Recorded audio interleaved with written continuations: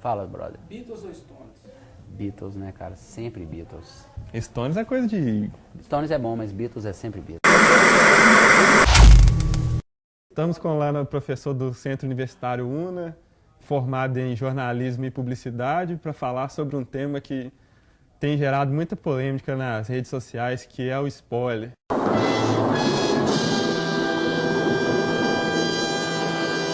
Lana, você ama ou você odeia o spoiler? Bom, boa noite.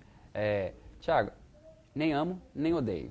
Não sou um spoiler fóbico, menos ainda sou um spoiler maníaco. Eu acho que a gente tem que admitir um fenômeno da contemporaneidade. Então, o spoiler, não só o spoiler enquanto dizer algo da indústria cultural antes que os outros tenham visto, né, para poder se sentir primeiro, mas o spoiler enquanto um fenômeno da indústria, um fenômeno da comunicação, da forma como as pessoas interagem, isso é algo que a gente não pode ignorar. Em todo caso, a gente consegue perceber, principalmente em comportamentos do Facebook, que existem alguns tipos de spoiler, ou, para ser mais preciso, dois tipos. Um que é nocivo e outro que não. No caso, você disse aí, qual que é o spoiler bom e qual que é o spoiler ruim? Olha, eu imagino que, de repente, quando um produto, sei lá, por exemplo, uma série sai um episódio, ainda que seja um episódio-chave, uma season finale, uma qualquer coisa assim, e você tem um tempo de respeito que aquilo passou, eu acho que deixa de ser um pouco spoiler, mesmo quando se toca em partes importantes da trama. As redes sociais estão aí para aumentar a interação entre as pessoas, e a discussão sobre essas séries, ou seja, por que produto cultural for, faz parte da forma como a gente se comunica, faz parte de quem nós somos hoje. E é por isso que eu quis dizer fenômeno da comunicação e não só uma atividade do Facebook. Nesse sentido, as redes sociais elas oferecem um trabalho excelente para as pessoas poderem se conhecer, reconhecer nos outros pessoas com parâmetros, gostos e vontades parecidas e conversar sobre as séries ou sobre um produto cultural qualquer, faz parte. Agora, tem aquele nocivo, que é a pessoa que quer apenas se sentir primeira, né? E aí ela pode, se não tiver cuidado, estragar, sim, a experiência dos outros. No caso, o spoiler do Senhor dos Anéis não existe. O livro do Tolkien foi escrito há 70 anos atrás. Eu penso exatamente desse jeito. Não tem spoiler de um livro escrito há 70 anos atrás. Talvez os filmes ainda tenham, por serem já de algum tempo, mas também não tão antigos. No caso, o Senhor dos Anéis, o Retorno do Rei, já tem quase 15 anos ou 10? Cara, eu sei que a gente está conversando sobre um assunto em que não existe uma regra. Para mim, por exemplo, então, quem está teorizando aqui, né, isso aí já não seria um spoiler mais. É porque, no caso, tem um blogueiro na internet que ele definiu as regras do spoiler. O que não é, o que é spoiler. No caso, ele citou uma coisa até interessante, que a série, ele deu uma regra básica, a série tem que ser 1 ano depois já não é mais spoiler, um episódio passou um episódio, 1 semana depois, não é mais spoiler. Ele deu uma série de explicações sobre o que não é spoiler. E eu tô vendo que hoje, aquele hate mesmo das pessoas, aquele fã hardcore, ele consegue ler aquilo e pensar, pô, realmente, um livro de 70 anos não é mais spoiler. E assim, eu não conheço esse texto, curioso, você podia me mostrar depois, que para poder estabelecer essas regras, eu acho que a gente tem que pensar em várias coisas que não só envolvam a trama em si, mas tem questões técnicas envolvidas aí, não é? Mas se a gente for pensar primeiro na trama, que é o mais óbvio, o que está me ocorrendo agora que você citou esse cara, que é assim, a gente pode estabelecer essa data de acordo com vários parâmetros, mas um que eu estou pensando aqui pode ser um problema, que é assim, por exemplo, tem diversas séries, bem como filmes, que trabalham com uma ideia de um cliffhanger, né? Que é tipo assim, uma chamada para o próximo. Então isso é independente do tempo, você entende? Se você dar um spoiler do Game of Thrones, de um episódio no meio da série, que tem uma chamada para o próximo, você estragou parte daquela temporada inteira. Então eu acho que existem determinadas questões que são difíceis de contemporaneizar, ou pelo menos de dar datas como essa. Quanto tempo tem que saiu, por exemplo, o Sexto Sentido? Então eu acho que o Sexto Sentido, se você contar o final dele para uma pessoa que não tem assistido, ainda que ele tenha 50 anos, você estraga de qualquer forma. Você passou por essa... Pois é. Eu passei por essa experiência. Eu vou falar para esse filho da puta que está em casa agora, vendo isso. Você estragou a minha melhor experiência de vida. naquela época não existia comunicação nenhuma, não tinha Facebook, não tinha Orkut, não tinha nada. A internet era em Windows 96 ainda, ou 98. Eu tava em casa com meus amigos, o cara me chega e fala, pô, o Bruce Willis está morto no filme. No, it's not true. Tá bom, o Bruce Willis está morto. Eu fui no contexto do filme, né? Meu pai lá, porque meu pai que me levava no cinema, antigamente de menor não entrava mesmo, tinha que ser só na companhia do meu pai.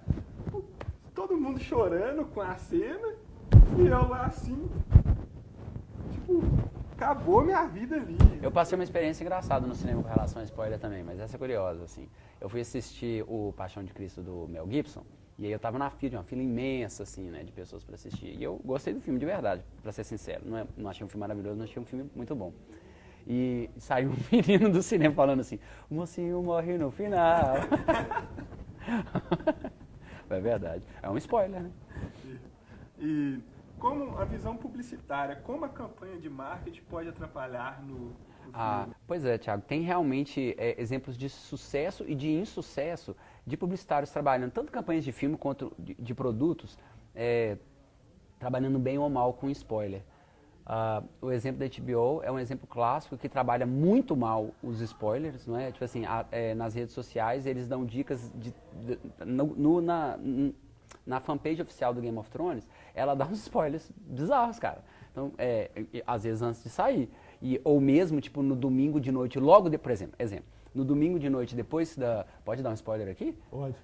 Então, no domingo de noite, logo depois do final do penúltimo episódio, eles postaram, logo depois, tipo, acabou o episódio, eles postaram uma cena de 3 minutos que é a Daenerys saindo voando no dragão. Então, tipo assim, calma, cara, acabou de passar um negócio. Quantos por cento da população que assiste a Game of Thrones, de fato assiste pela HBO? Porque no caso eu tiro base e experiência do Vingadores 2. Uhum. A campanha de marketing, trailers, né, ela começou um ano ferrenha. Lá, boneco e camisa. E até então, a sinopse não tinha sido revelada até então. Certo. E no caso, uma só apareceu, uma mochilinha, apareceu o Visão. Pô, não tem nem na sinopse que o Visão tá escalado no filme e a campanha de marketing já julgou o Visão um ano antes. O que eles costumam dizer é que, normalmente, quem cuida de toda a promoção do filme e o trailer é um produto promocional do filme, não está ligado à equipe de direção escolhida pelo diretor, vamos dizer assim, né? Então, a equipe de marketing, claro, ela tem que submeter ao diretor ou a quem quer que seja a aprovação dos seus produtos e de vídeos, e trailers, e teasers e tudo mais, mas não é a mesma equipe. Então o que acontece? Normalmente essas furadas, parece que é o caso dos Vingadores, é porque a produção é a parte, ou pelo menos independente do que o diretor faria. E aí eu imagino o seguinte, ainda que eles digam que passe pelo crivo dele, você imagina o universo de... a experiência dele é essa, né? Ele disse que foi horrível dirigir o Vingadores 2, porque ele consumiu a vida dele inteira, né? Ele comentou isso. Então... eu acho que é mais natural passar. E aí você deu esse exemplo dos Vingadores, eu acho muito propício, cara, porque o Vingadores é um filme em que é um bom exemplo do toda essa produção de marketing antes, e aí especificamente no trailer, ser mal utilizada, né? Depois que eu assisti o filme, e eu gostei do filme, mas depois que eu assisti, eu revi um trailer e falei, pô, o trailer é o resumo do filme. Isso. Não é porque, no caso, vários outros comerciais também, da própria Heineken anunciou, o próprio Showball anunciou, e você ia passando aquele monte de trailer.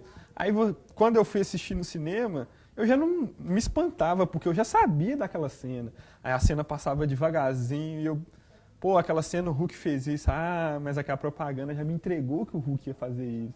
Isso aí. Então, será que eles fazem isso para atender essa galerinha das redes sociais? Ou é mais uma jogada ou é por querer?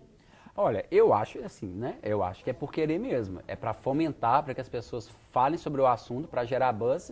O buzz, ele acaba gerando entrada no cinema, ou consumo de produto, ou qualquer forma de arrecadação. Então, sem dúvida, quer dizer, né? Eu penso que isso é certeza. Só que aí, eu acho que a grande questão da nossa discussão aqui é o mau uso dessa ferramenta. É uma ferramenta, publicitária, né? Sem dúvida. O spoiler é uma ferramenta publicitária. Então, por isso que eu disse lá no começo, é muito maior do que só o consumidor final e tal. Então ela é uma ferramenta, só que ela pode sim ser mal utilizada. E eu acho que tem até um fenômeno acontecendo inverso, que é as pessoas parando de assistir, ainda que seja um percentual insignificante, mas você vê, inclusive formadores de opinião. Aí você vai assistir um canal do Jovem Nerd e que de repente eles falam assim, olha gente, a gente não vai fazer um vídeo sobre o Mad Max porque a gente parou de assistir os negócios, né? Porque a gente tá estragando. E o Mad Max foi outro exemplo, que os trailers começaram bem tímidos, quando foi chegando perto do filme, estragou a parada inteira. E no caso, o Mad Max foi o filme mais fiel ao trailer possível. Os trailers entregaram o filme todo. Exatamente. Tudo que tinha no trailer mesmo estava lá no filme. Exatamente. Então, o assunto que tem mais me chamado a atenção em relação a isso é, de fato, a resistência das pessoas a se educarem quanto a isso. E quando eu digo se educarem, eu não estou querendo cagar regra igual o cara fez fazendo o manual do spoiler. Eu estou querendo dizer assim, você compreender que você pode ser desagradável ao próximo e ignorar a importância desses produtos culturais tanto na comunicação hoje quanto na vida das pessoas. Então, por exemplo, a gente começou todo esse papo por causa daquela minha reclamação no Facebook sobre o Game of Thrones. O Game of Thrones, que foi o spoiler final que a gente tomou no Facebook. Então, por exemplo, assim, né? Eu não tenho HBO em casa, eu trabalho segunda-feira muito cedo, eu preciso dormir cedo, assim, pra estar no trabalho. Eu levanto 5 horas da manhã. Imagina se eu for esperar, né, estar disponível na internet. Não façam isso, crianças. Mas, enfim, né? Enfim, não é esse o foco. Então, tudo bem. Aí você vira e fala assim, pô, galera, se vocês podiam ter um pouco mais de educação para conversar, bota um spoiler tag ou não sei o quê, aí a pessoa vira para você quando eu digo pessoa, eu estou tentando entender isso como um fenômeno. Estou dando o nome pessoa, mas entendo que eu estou pensando o fenômeno, né, o evento. E aí você vê respostas no Facebook tais como, não seria mais propício quem não assistiu não entrar no Facebook? Na verdade, não seria mais propício que as pessoas aprendessem a usar a ferramenta de maneira mais educada? E entendo, quando eu estou dizendo educada aqui, eu estou querendo dizer sobre algum controle ético, seja ele qual for. Tem até um rapaz lá que ele desenvolveu um aplicativo para bloquear usuários do Facebook e dar spoiler. Esse aí parece que nem funciona direito, mas eu vi um outro que parece que é legal. Quer dizer, eu não sei, né? Mas eu vi comentários sobre esse aí dizendo que não funciona. Tem um que é assim, parece que rastreia as frases e ela entende as frases que tem a ver com o tema que você não quer escutar e ele simplesmente não faz aparecer na sua timeline. Porque a criptografia, até esqueci qual que é o termo certo, assim, o algoritmo do Facebook para poder disponibilizar as coisas na sua timeline é um trem super complexo, né? Publicitário mesmo, no sentido de fazer aparecer para você as coisas que vão estar mais ligadas com esse ou com aquele assunto, né? E aí parece que esse aplicativo trabalha na perspectiva da criptografia do Facebook, para que, por exemplo, sei lá, a gente conversa muito pelo Facebook, então é natural que meus posts apareçam mais para mim, tais como os meus apareçam mais para você. Então, vamos dizer que você comente sobre isso, ele vai te bloquear e tal. Enfim, eu estou querendo dizer assim, parece que é um aplicativo inteligente. Esse aí eu estou pensando em usar. Eu reformulei uma teoria em casa que a HBO, ela sabe que ela é a mais pirateada, então ela está usando o pirata para ela fazer tudo para jogar como marketing. Como ela já não está ganhando... É isso mesmo. Eles ganham dinheiro com eles não têm nenhum problema. Você acha, de fato, que a HBO, tipo assim, ela contabiliza desse jeito, tipo... então teve 1 trilhão de torrents baixadas do Game of Thrones, 1 trilhão de assinaturas que eu perdi? Claro que não, cara. O ganho deles é totalmente tem o direto e o indireto. No caso, acontece muito com a Netflix, ela começou a lançar os 13 episódios primeiro e ela já disponibiliza lá. A reação do pirata é ir lá logo de cara e já disponibilizar para todo mundo. Tanto que a Sense8, ela teve 500 mil spoiler. Que a pessoa começava a ver um episódio, spoiler. E o curioso desse último episódio do Game of Thrones que aconteceu um caso muito interessante nos bastidores, porque o George R. Martin, ele não está escrevendo mais, que ele está não sei fazendo o que lá, e nas convenções dele lá, e a HBO está sem produto para escrever o seriado. E o que aconteceu? Ela começou a utilizar do livro As Crônicas de Gelo e Fogo, Mundo de Gelo e Fogo, que é o manual. O manual de Game of Thrones, que já deu quem morreu, quem não morreu, quem tá... Podia usar o Dance of the Dragon, né? Isso. E o que acontece? a HBO foi lá e pegou este livro que ainda está na editora para ser lançado e fez os episódios dela. Tanto que no começo você viu que não seguiu o livro. Já deu morte de várias pessoas que não está no livro. E chateando os autores enquanto é isso. Os autores começaram a usar o spoiler como uma espada, uma arma de fogo. Bom, já que vocês não vão me fuder aqui, eu vou literalmente disparar contra vocês. Eu vou jogar todos os spoilers do último episódio. Então, há 4 dias atrás, eu já sabia tudo que ia acontecer no último episódio, porque os próprios produtores de Game of Thrones fizeram isso. Isso aí que você falou de fato interessante. E eu fiquei pensando em outra coisa, assim. O fato da série alcançar o livro, claro que isso pode ser um problema em várias perspectivas, principalmente para quem é o fã das obras originais. Mas ela traz pra gente um novo desafio, talvez seja até um tema interessante para terminar o papo, né? Que é assim, como se dá o spoiler nesse universo em que a obra é baseada numa outra, mas não necessariamente ela é igual, né? Porque, por exemplo, e agora eu não vou dar spoiler, o final do último episódio é parecido com o final do último livro. Isso. Só tem uma diferença, que faz toda a diferença, mas eu não vou contar pra vocês. Então, para completar, Lana, spoiler te atrapalha ou não? Bom, eu acho que é aquilo que eu disse. O spoiler não me atrapalha, a maior parte deles, mas existe um sim que é nocivo, vil. Eu, por exemplo, adoro ler, antes de ir aos filmes ou antes de assistir as séries, os desenhos, os animes que eu gosto, eu leio review, eu leio resenhas, eu leio várias coisas sobre o filme.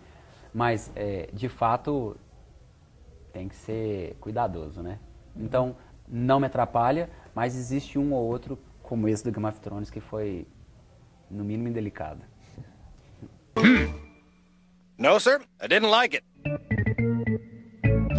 Muito obrigado, Lana, pela presença. Valeu, cara. Boa noite para você aí que curte spoiler ou curte não dá. Boa noite.